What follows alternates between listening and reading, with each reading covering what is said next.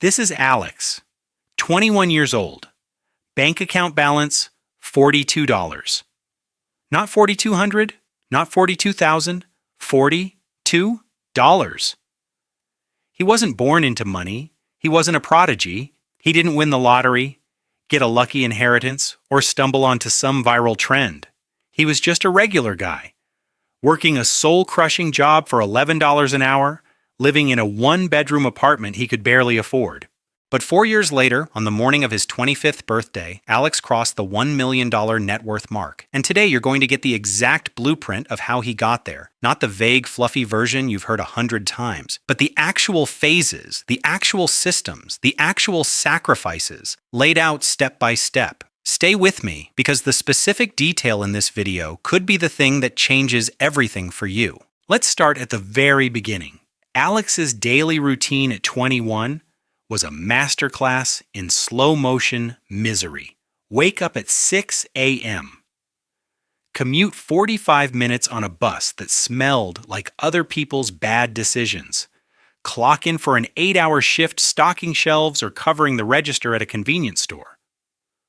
Clock out, eat whatever was cheapest. Scroll his phone mindlessly for 2 hours. Sleep, repeat. He wasn't lazy. He was trapped in a system he didn't know how to escape. His monthly budget told the whole story. Rent took 60% of his paycheck before he even bought food. After groceries, transportation, phone, utilities, he had exactly $42 left at the end of the month. Not to invest, not to save, just $42 as his entire cushion against anything going wrong. One emergency nightmare, a flat tire, a doctor's visit, a broken phone, and he was in debt. He was one unexpected expense away from disaster every single month. The breaking point came on a random Tuesday in October. Alex was lying on his floor doing his nightly scroll when he stumbled onto a YouTube video of a guy who looked about his age talking about making $10,000 in a single month from his laptop. Alex's first reaction was to roll his eyes. Scam. Fake. Not real. But something made him keep watching. And then he watched another video, and another. And something started cracking open inside of him, a question he'd never really asked himself before. What am I actually trading my time for? Not just money, because $11 an hour was what his time was worth to someone else. But what was it worth to him? What could he build if he pointed his hours in a different direction? This is the question that broke the spell. Not some magic book, not some guru, just one honest question about the exchange rate of his own life. He started writing in a notebook that night. Not goals, not affirmations, an audit. He called it a life audit. He drew 2 columns. On the left, everything he spent his time on every week. On the right, what each activity actually produced for his future. Work, produced income, but only while he was physically there. Gaming, produced nothing. Social media, produced nothing. TV, produced nothing. He spent 16 waking hours a day, and the only thing generating any kind of return was the 8 hours he gave to someone else for $11. He had 0 assets, 0 leverage, 0 systems working for him when he slept. And that night, Alex made a decision. Not a wish. Not a vague, I want to be rich someday. A hard, specific decision. He was going to learn a skill that the market paid for. He was going to build something that worked without him. And he was going to do it in the cracks of time he was currently wasting. Phase 1 was over. The question was no longer, why is my life like this? The question was now, what exactly am I going to build? Phase 2 is where most people give up before they even start. And it's because they make a critical mistake right at the beginning. They try to learn everything at once. Alex almost did the same. He spent the first 2 weeks of his new mission hopping between YouTube tutorials on video editing, Shopify dropshipping, Amazon FBA, crypto trading, and social media marketing. 2 weeks of scattered learning that produced exactly 0 results. Then he stopped, sat down, and applied one rule. Pick one vehicle and drive it until you arrive. Alex chose direct response copywriting. Here's why this specific vehicle made sense at his stage. First, zero startup cost. A laptop and a free trial of Google Docs was all he needed. Second, businesses would pay $2,000, $5,000, even $10,000 for a single piece of writing that could generate sales, because the ROI was directly traceable. Third, he could learn the fundamentals in 90 days, not master it, not become the best in the world, just become good enough to get his first paid client. He entered what he would later call monk mode, not a social media term, a real operational shift. He cut his phone screen time from 4 hours a day to 30 minutes. He declined every Friday night plan for 4 months. He woke up at 5 in the morning before his shifts to study. He read the same foundational books that every elite copywriter credits: Ogilvy, Halbert, Kappels, Schwartz. He took notes by hand. He rewrote classic ads from memory. He studied what made people click, buy, and believe. He wasn't just learning writing. He was learning human psychology. But here's what nobody shows you about skill acquisition. The failure phase is not a sign that you're on the wrong path. It's data. Alex sent 72 cold emails in his first month of trying to land a copywriting client. 0 replies. Month 2, he changed his approach, refined his offer, and reached out to 32 local business owners on LinkedIn. 3 positive responses, no hires. Month 3, he rewrote his sample work, tightened his pitch, and offered to write 1 piece for free, not as charity, but as a proof of concept. That free project, a 5-email welcome sequence for a small e-commerce brand, took him 14 hours to write and rewrite. He sent it over. They loved it. 2 weeks later, they offered to pay him $500 for a full sales page. $500 for 1 piece of writing. That was 45 hours of his convenience store shifts. He had just proved something to himself that no book or course could prove, that his skill had real market value. He wasn't a student anymore. He was a service provider. Over the next 8 months, Alex went from that first $500 project to consistently landing clients at $1,500 to $2,000 per project. He kept his day job for 7 more months, not because he had to, but because he was deliberately building a financial runway before he quit. This is one of the most underrated moves he made. He didn't rage quit the second he had 1 client. He stacked, he saved, he got 3 consistent clients before he walked out of that convenience store for the last time. The moment he did, he was already profitable. The day Alex saw $10,400 deposited from client invoices in a single calendar month, he sat completely still for about 60 seconds. Then he called his mother. Then he cried a little. $10,000 a month at 23 years old when, 2 years before, he was surviving on $42. But here's where the story gets interesting, because this is exactly the moment where most people blow it, and Alex almost did too. The lifestyle inflation trap. It's invisible, it's seductive, and it kills more millionaire trajectories than any market crash ever has. The moment you start earning real money for the first time, your brain, specifically the part wired for reward, starts screaming at you. You deserve the new car. You deserve the bigger apartment. You deserve the weekend trips and the designer clothes and the dinners out every night. You earned it. And Alex felt all of that. Deeply. He went to look at cars. He found an apartment twice the size. He almost signed a lease. Then he called himself out. He sat down and wrote what he later called his financial constitution, a personal document that defined exactly how every dollar was allowed to flow. 20% of income for living expenses, 10% into an emergency fund until it hit 3 months of expenses, 70%, back into the business and into income-generating assets. Not someday, not when he made more, right now. He kept living in the same apartment. He kept his same phone. He kept cooking his own food. And he kept winning. Here's the math that Alex wrote on a whiteboard in his apartment. If you earn $10,000 a month and spend $9,000, you're saving $12,000 a year. After 4 years, you have $48,000. But if you earn $10,000 a month and spend only $2,000 because you haven't inflated your lifestyle yet, you're keeping $8,000 a month. After 4 years, before any investment growth, you have $384,000. Same income, completely different future. The only variable was the decision about what the money was for.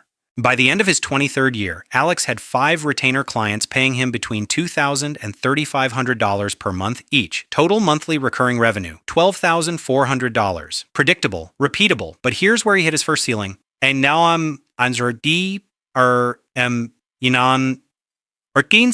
and the way he broke through it is what separated him from the freelancers who stay stuck at this level forever. He realized that his model still had a fundamental flaw. It was still tied to his time. This is the ceiling that traps almost every skilled freelancer.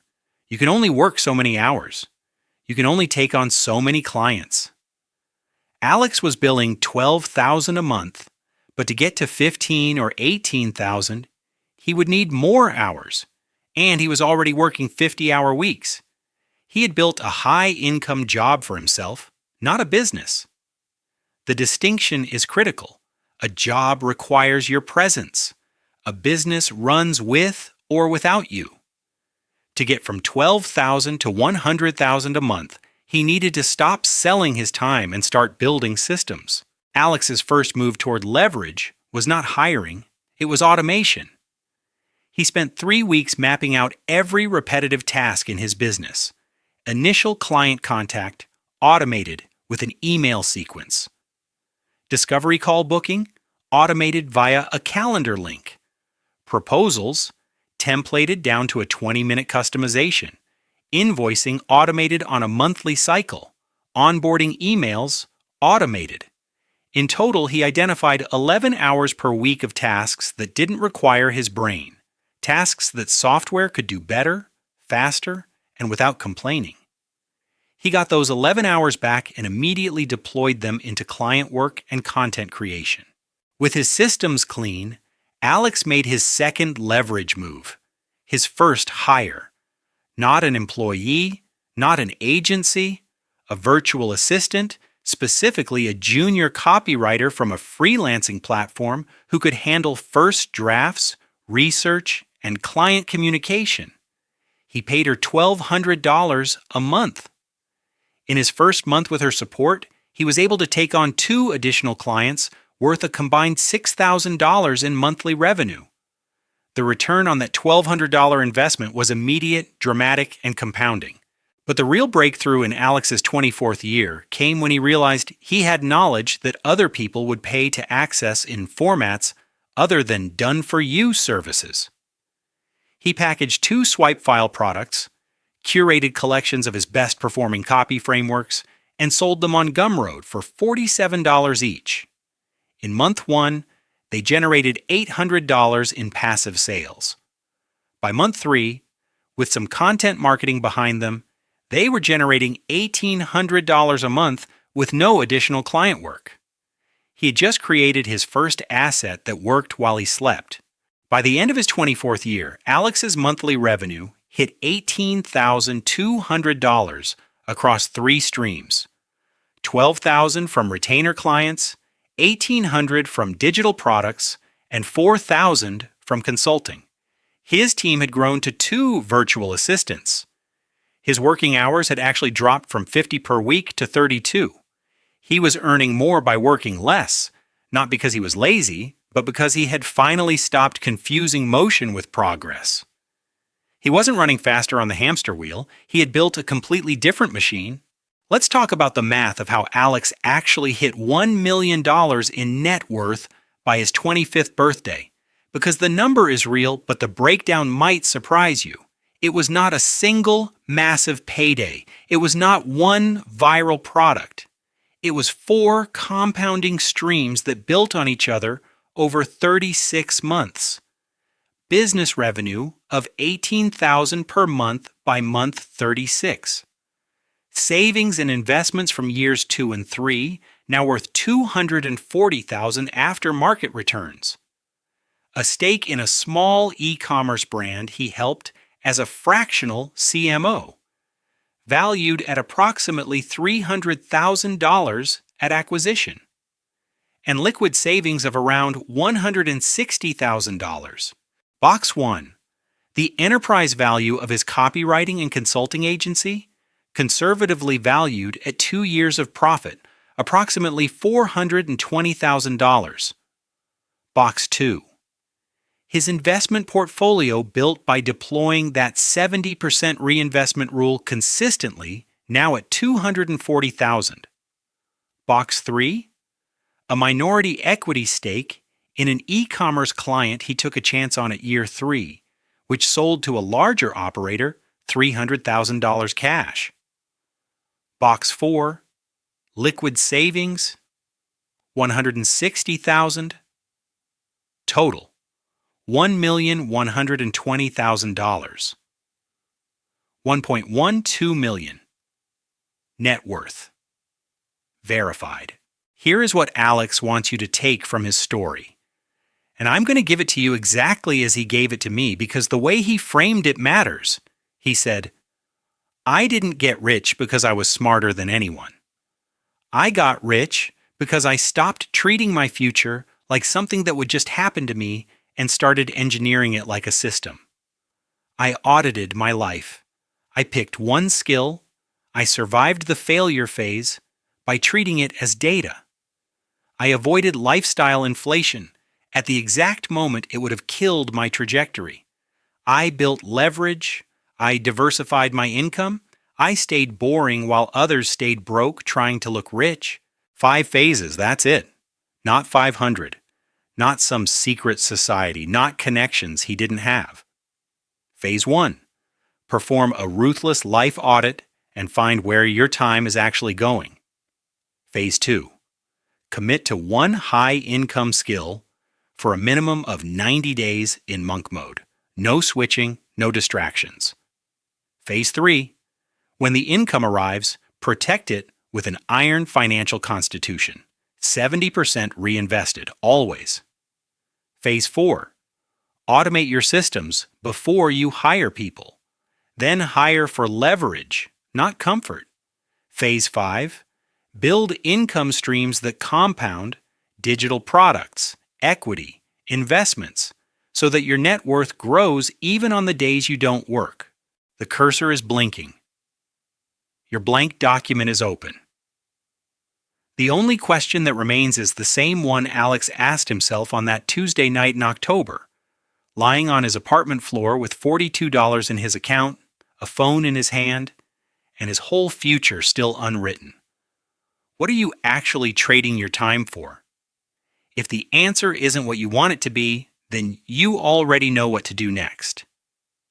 Start the audit. Pick the skill. Enter the mode. This is your phase 1. And if this video gave you even one thing that shifted your thinking, share it with someone who needs it. Because the cost of staying exactly where you are is always higher than the cost of starting. I'll see you in the next one.